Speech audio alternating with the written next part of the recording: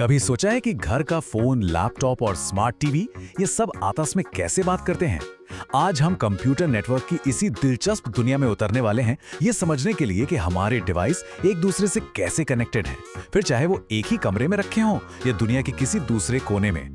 सोचिए जरा, एक क्लिक करते ही कोई मैसेज हजारों किलोमीटर दूर बैठे दोस्त तक कैसे पहुंच जाता है, या घर का प्रिंटर लैपटॉप से मिली कमांड को फौरन कैसे मान लेता है। ये कोई जादू नहीं है, ये है कंप्यूटर नेटवर्क की असली ताकत। आइए देखते हैं कि ये सब काम कैसे करता है। तो सबसे पहले ये कंप्यूटर नेटवर्क है क्या?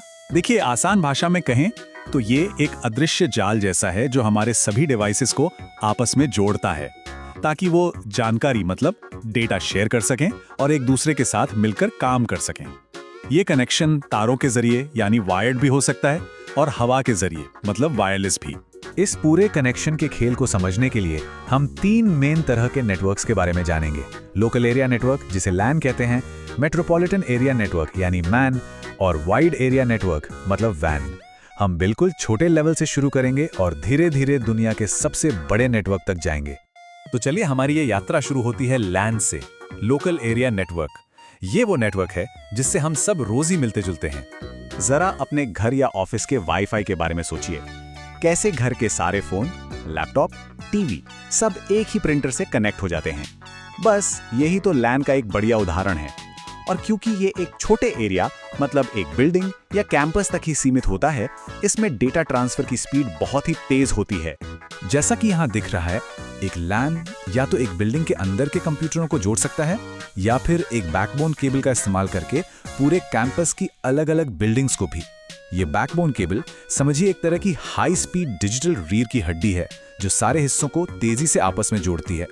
ठीक है, अब एक स्टेप और आगे बढ़ते हैं और जूम आउट करके पूरे शहर के लेवल पे देखते हैं, यानी मेट्रोपॉलिटन एरिया नेटवर्क या मैन को। देखिए, मैन का फंडा बड़ा सीधा है। इसे एक शहर के सड़कों के जाल की तरह समझिए जो अलग-अलग कॉलोनियों यानी अलग-अलग लैंड्स को आपस में जोड़ता है। तो ये असल में नेटवर्क का नेटवर्क है, लेकिन सिर्फ एक शहर के अंदर।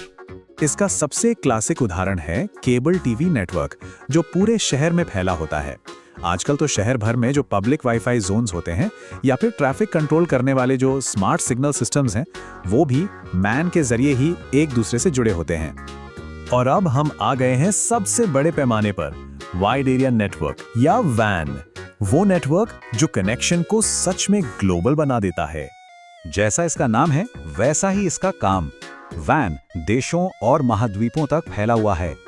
डेटा भेजने के लिए ये टेलीकॉम कंपनीज के पब्लिक सिस्टम्स का इस्तेमाल करता है, जैसे समंदर के नीचे बिछी फाइबर ऑप्टिक केबल्स और आसमान में घूमते सैटेलाइट्स। और जाहिर है, इतनी लंबी दूरी की वजह से इसकी स्पीड लैन के मुकाबले कम होती है। ये तस्वीर वैन के असली स्केल को दिखाती है। ये पूरी दुनिया के कंप्यूटरों को एक साथ जोड़ देता है।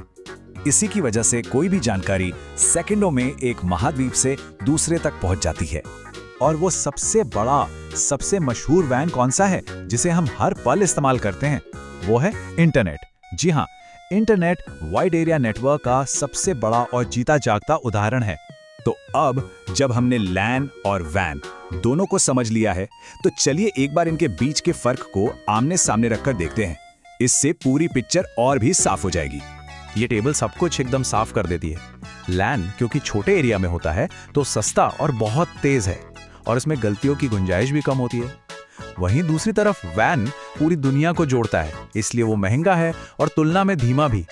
बस यही वजह है कि घर का वाईफाई हमेशा किसी दूसरे शहर में रखे रिमोट सर्वर से ज्यादा तेज महसूस होता है। तो यहाँ सबसे जरूरी बात जो याद रखने वाली है वो ये है कि नेटवर्किंग की दुनिया में स्केल यानी पैमाना ही सब कुछ तय करता है।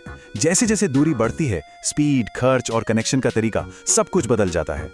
तो हमने देखा कि कैसे कनेक्शन एक कमरे से निकलकर पूरे शहर और फिर पूरी दुनिया तक फैल गया।